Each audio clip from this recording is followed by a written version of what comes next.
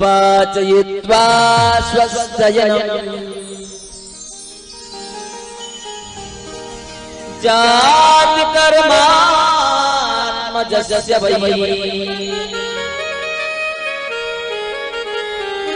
कारयामाश विधिवत् पितृदेवार्चनं तथा।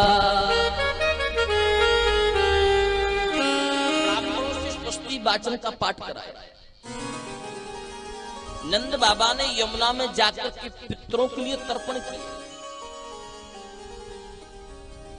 आज हमारे पूर्वजों की कृपा से, हमारे पितरों की कृपा से हमारे घर में एक नहीं बोले दो लाला भाई। क्योंकि जो रोहिणी का बालक हुआ था ना, उसको भी नंद बाबा अपना ही बेटा समझते थे। हालांकि वसुदेव का बेटा था, लेकिन पुत्र के मन में यह भावना आ जाए कि मेरे पिताजी कहां हैं, इसलिए नंद बाबा ने कृष्ण में और बलराम में कोई भेद नहीं समझा।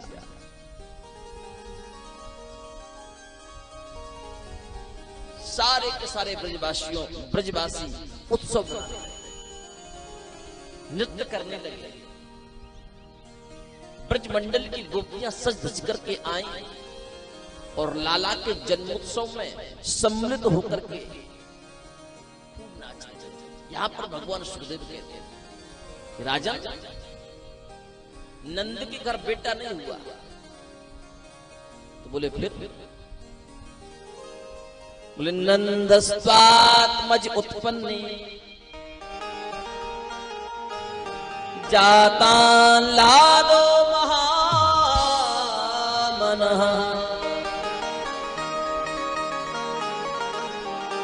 आहूय विप्रान वेदज्ञान स्नाता सुचिरलंकृता नंदस्त्वात्मज। आज नंद बाबा के यहाँ आत्मज उत्पन्न हुआ है। बेटा उत्पन्न नहीं हुआ, न बेटी उत्पन्न हुआ। कहते हैं ना, नंद घर आनंद भयो। नंद बाबा के घर ना बेटा हुआ ना बेटी हुई, नंद के घर आनंद हुआ है। और ये आनंद कौन है? भागवत के महात्म्य के प्रथम अध्याय के प्रथम मंत्र में वर्णन आता है, सच्चिदानंद रूपाया विश्वोत्पत्त्यादि हेतवे तापत्रय विनाशाय श्री कृष्णाय वयं नमः। सत्य, चित्त और आनंद। बोले सत्य भी श्री कृष्ण है और चित्त भी श्री कृष्ण है और आनंद भी श्री कृष्ण है। कृष्ण स्वयं आनंद है।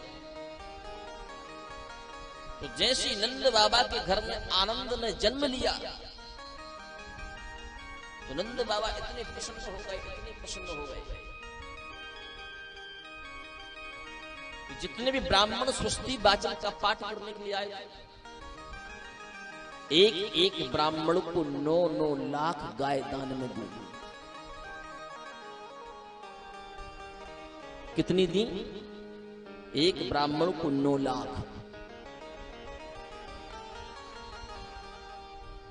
धैनूनां नियुते प्रादा विप्रेभ्याशमलंकृते तिलाद्रीन् सप्तरत्नौ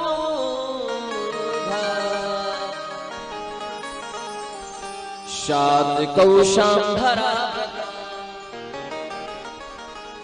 9-9 लाख गाय एक एक ब्राह्मण को नंद बाबा ने दान में दी।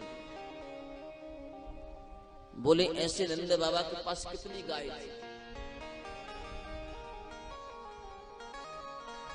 जो एक ब्राह्मण को 9 लाख गाय दान में दीनी, ऐसी गाय थी कितनी? तो गर्ग संहिता में वर्णन आता है, जो उपनंद थे ना, उपनंद के पास 5 लाख गाय थी। ध्यान से सुनना, जो उपनंद थे, उपनंद के पास 5 लाख गाय थी। जो महानंद थे, महानंद के पास 9 लाख गाय थी। जो वृषभानु जी थे उनके पास 10 लाख गाय थी। जो वृषभानु वर थे राधा रानी के पिताजी, उनके पास 50 लाख गाय थी। और जो नंद राय जी थे ठाकुर जी के पिताजी, उनके पास 1 करोड़ गाय ऐसी थी जो पहली बार जन्मती थी। प्रतिदिन नित्य प्रतिदिन 1 करोड़ गाय पहली बार जन्मती थी। अब जो 2 बार जन्म गई हो, 3 बार जन्म गई हो, 5 बार जन्म गई हो, जो नहीं जनी हो, उनकी संख्या अपार है। हमारे ब्रज के संत तो ये कहते हैं कि जितने आकाश में तारे हैं उतनी नंद के पास गाय है।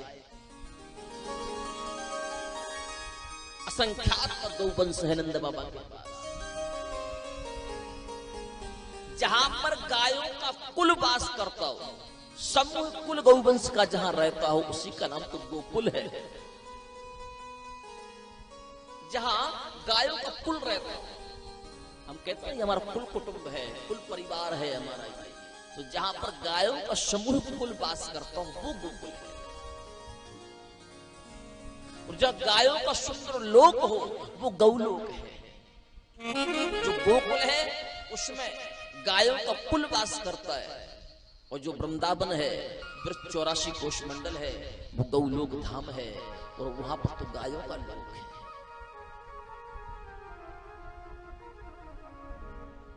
गाय को सम्मान दोगे तो कृष्ण अपने आप कृपा करेगा।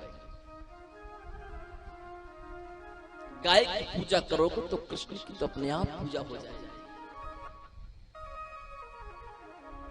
जो गाय है ना, ये चलता फिरता देवालय है।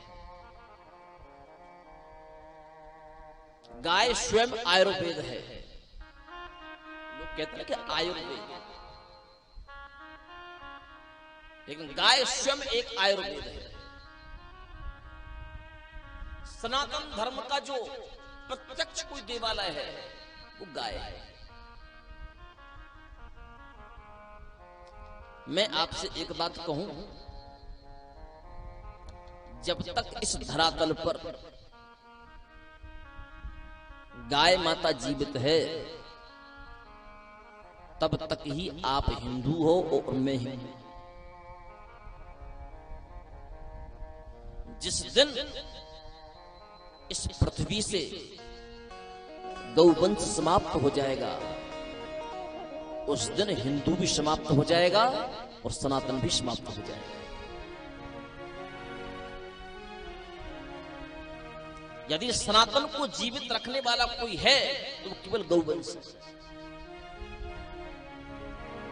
लेकिन आज हम स्वयं अपने हाथों से अपने सनातन को विशालता से सूक्ष्मता की ओर लेकर के जा रहे हैं। गाय नहीं होगी तो गाय का गोबर नहीं होगा। जब गाय का गोबर नहीं होगा तो गोवर्धन बनाओगे कहां से? जब गाय नहीं होगी तो गोबर भी नहीं होगा। जब गोबर नहीं होगा तो सूतक के उपरांत आप अपने घर का शुद्धिकरण करोगे कैसे? जब गाय नहीं होगी तो गौमूत्र भी नहीं होगा। और जब गौमूत्र नहीं होगा तो आप अपने घर को पवित्र करोगे कैसे?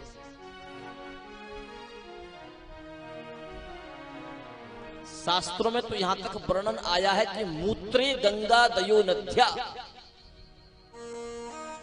गौमूत्र में गंगा आदि संपूर्ण तीर्थ नदियां वास करती हैं।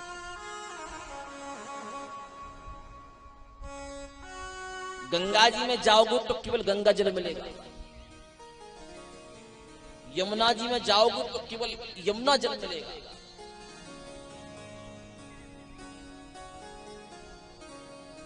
65 करोड़ तीर्थों में अलग अलग आपको जाना पड़ेगा, तब आप उस जल को प्राप्त कर पाओगे। लेकिन 65 करोड़ तीर्थों के जल को आप एक साथ प्राप्त करना चाहते हो तो मूत्रे गंगा दयो नद्या, जो गौमूत्र है उसमें 65 करोड़ तीर्थों का वास है, आप उसको पान करिए, समझो आपने संपूर्ण तीर्थों का जल पान।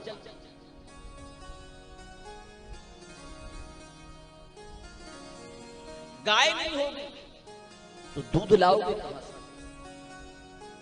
जब दूध ही नहीं होगा तो ठाकुर जी का अभिषेक करोगे कहां से? सोमवार को महादेव का अभिषेक करोगे कैसे? श्रावण के महीने में घर घर शिवार्चन होता है, उन शिव जी का अभिषेक करोगे कैसे?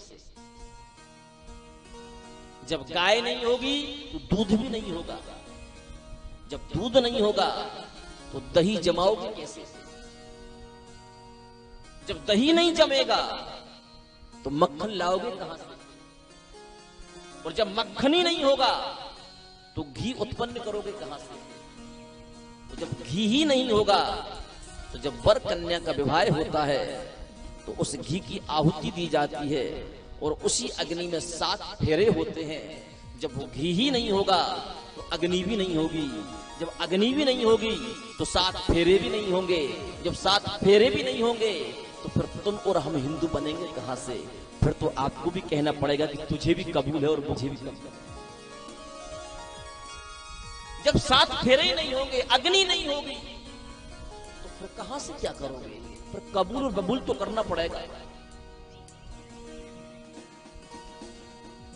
इसलिए प्यारे मैं कहना चाहता हूं कि जब तक गाय है तब तक हमारा सनातन। जिस दिन गाय लुप्त हो गई उस दिन सनातन को कोने कोने ढूंढते चले जाना, सनातन भी लुप्त हो जाएगा। सनातन को जीवित रखना चाहते हो, भले गाय दूध दे या दूध ना दे, देशी गाय अपने घर में जरूर पाले। आजकल लोग जर्सी पालते हैं, लेकिन ऋषि मुनियों की परंपरा में जर्सी को सुअर की उपाधि है। ये जर्सी कोई गाय नहीं है, ये विदेशी एक षड्यंत्र है। जो जर्सी है ना, उसके दूध से कैंसर आदि बीमारियां जन्म लेती हैं। दूध ज्यादा देती है, 10 लीटर, 20 लीटर, 15 लीटर, 18 लीटर। पैसा कमाने के लिए अच्छा साधन है, लेकिन आज से 20 वर्ष 25 वर्ष पहले हजारों में 1-2 कैंसर के पेशेंट मिलते थे, लेकिन आज के समय में ऐसा कोई गांव नहीं है, ऐसा कोई नगर नहीं है जहां कैंसर के पेशेंट ना हो। क्योंकि देशी गौवंश धीरे धीरे अपने परिवार से, अपने घर से, अपने गांव से दूर होता जा रहा है और लोग जर्सी को अपने घर में लेकर के आ रहे हैं। बच्चों को भी जर्सी का दूध पिला रहे हैं, आप भी जर्सी का दूध पी रहे हैं, समाज को भी जर्सी का दूध बांट रहे हैं। तो वो दूध नहीं, वो आप जहर बांट रहे हैं, वो जहर है। और हमारे सनातन धर्म को नष्ट करने में जर्सी आदि सुअरों की सबसे बड़ी कोशिश है। इसलिए प्यारे, जर्सी को घर से बाहर निकालो और देशी को अपने घर में रखो और देशी को अपनाओ और आप निरोगी बनो।